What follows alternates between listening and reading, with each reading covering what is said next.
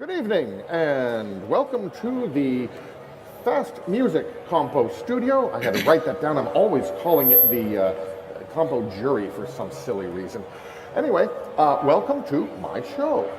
And we have several people here who are going to discuss what we just heard in the Fast Music Compo. We have Frankie, we have Alkema, we have Waffle, and we have Bitch. And we have an echo that I hope goes away just slightly. All right. Bitch, you have the explanation of what it is that people had to do in order to enter this compo. I'm missing that information. I didn't fully understand it. All right. So could you explain it a little bit? Well, the Fast Music Compo was about, creating music quickly, 20 minutes, to create a song. The moment the deadline started, the limitation started, there were 3 chords published, and you had to use these 3 chords clearly audible inside your song, and could use any tool you want. If you wanted to make a song on your C64, also, you could do that. You could actually use Fruity Loops as well. You could go to Reason. You could you could do whatever you want. So that's the only limitation was you have these 3 chords. You have 90 minutes. Go for it. Right. Do we know which chords they were? I don't. Okay. But I assume they were kind of 80-ish. There might have been a slight theme through this entire thing, perhaps kind of a Miami theme. And yes. Alkema.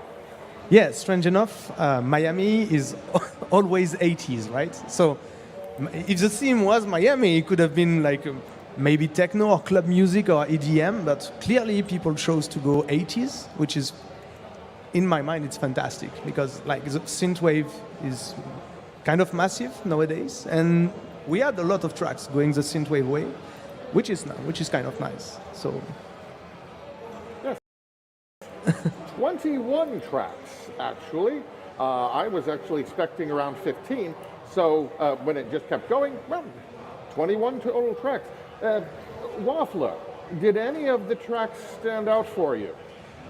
Yes, there were a couple of tracks. First of all, I love that we have so many Miami Nights or Dave Crockett type themes here. But for instance, I like there was this one funk song, but especially what I liked, there was a MIDI tune, all in between, and somehow I love it, somehow I hate it. It sounded a bit crappy in a way, but still it was nice in the middle of the compo. So you have all those MIDI sounds, very generic and bad, but in a good way.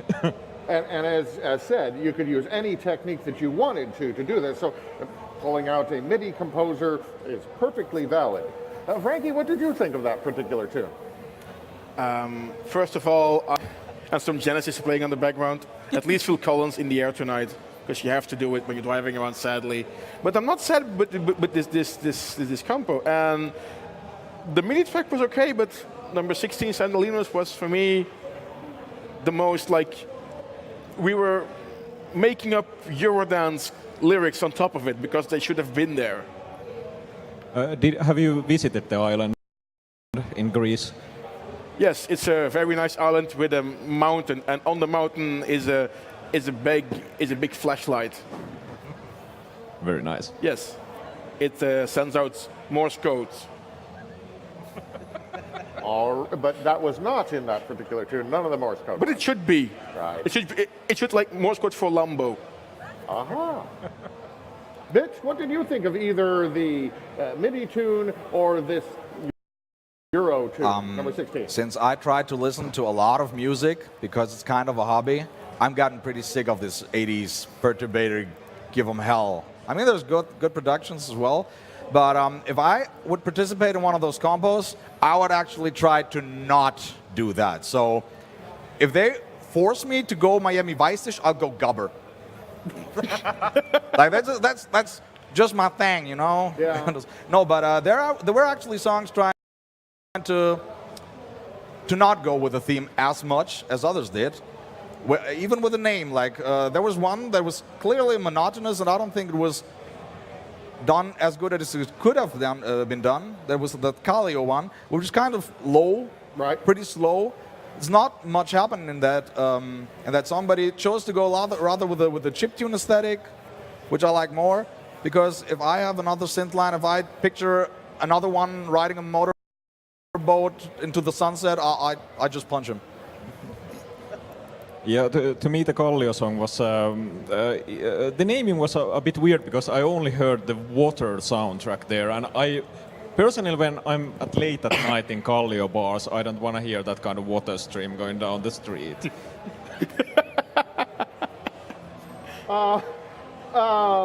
For those of you who do not live in Kallio or don't live in Finland, I'll explain that to you later.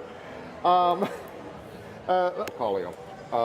Track number 15, the MIDI track was called Sand Thrower .mid, and track number 16, the other track that we had talked about here, that was Sandalinos. But I went in a different way with the Kallio track. I thought the drums were a bit high, and either it needed to have the drums pulled up and just concentrate on the drums, or I would have just taken them completely out and concentrated on the white noise aspect of the waves. I thought that might have, I would have preferred that. The drums kind of took away some stuff from me. Alkema, any comments on those, or would you like to touch on any of the other tracks? Well, I would counter the comment about making 80s kind of music, because you have to remember it's a fast compo. So making catchy themes, the kind of themes that you had in the 80s, basically, is super hard. Like you either have them in your head, like a earworm, or it will fail. So they have to be super catchy to work correctly. And after that, you need to work on perfect compression to have the real effect, like the typical 80s effect, having the good snares, like lean drums, etc., to have the real impact of 80s sound and have the signature of that. And it's super hard to do. You either know, I've tried before, or pulling that in 1 hour and a half is super hard. And some tracks did it fantastically, like the fifth one, Yatus 84, for example. Yeah. Yetsu 84 was crazy. Like that's the kind of track that I can imagine synthwave lovers to buy, actually, because it was absolutely perfect. So I don't know how much material existed before the compo itself, but it's like the production is perfect, like really proper synthwave. If you listen again, you will see there is a secondary themes. So it's crazy, mind-blowing production for 1 hour and a half. So that one was, for me, was crazy. And the first one, but for different reasons, like this, the first choice, 90 Minutes of Miami Beach, they chose to go jazzy. And the fun here is the choice of the chords, like the other chords, is mind-blowing too, because they went kind of off Motown. Not necessarily exactly the sound, but it's always nice to see people pull those chords and make nice music with them. So interesting choices. Like so many things to say about all those prods, but those two, they stood out for me. Right. One of the things that I noticed about all of these tracks is they all sounded vaguely familiar. That particular track, to me, there were echoes of an 80s song called Gloria, which I'm sure a lot of people have heard, and many people will not have heard. But there were echoes of that in that particular thing. So I wrote down that song was basically a Gloria cover. Frankie, what did you think of it? My notes are literally, indeed, did not sound like a bit of Genesis and a Lambo. Yep. And as to what Alkema said on the 80s thing, is that they really had some good arpeggios in there. It's a hook in any Italo disco 80s thing that you must have the arpeggio going on a few chords, and this was for 90 minutes awesome. It's hard to believe that nothing was prepared up front, because they were spot on, and you could throw this in any Italo disco set that could be done. H7 looking at you for this one, by the way. Right. So, yes. My brain goes tumty all the time now. I'm sorry. I did. There were a few of the normal genres that we hear in assembly music compos that were actually missing here. There was no power metal. We didn't have any Florida death metal, which actually would have fit with the Miami thing. Well, the MIDI song was kind of like metalish. Yeah, there was a bit of the. He was actually, heavy on the drums. when I was listening to it, I was thinking, okay, level 3 of Doom, which is actually a Dirty Rotten Imbeciles cover. Yeah, and you can use the sand thrower in the Yeah, you could just level. pull that out and put that into Doom, and you'd just be fine. I might actually do that when I get home. Waffler, any other tracks you want to touch on? I checked the song number 2, Ali. Since there was so many songs that basically I have a good recollection of the earlier songs, but somehow I managed to write down to my piece of paper something about Doomsday and Bob Ross.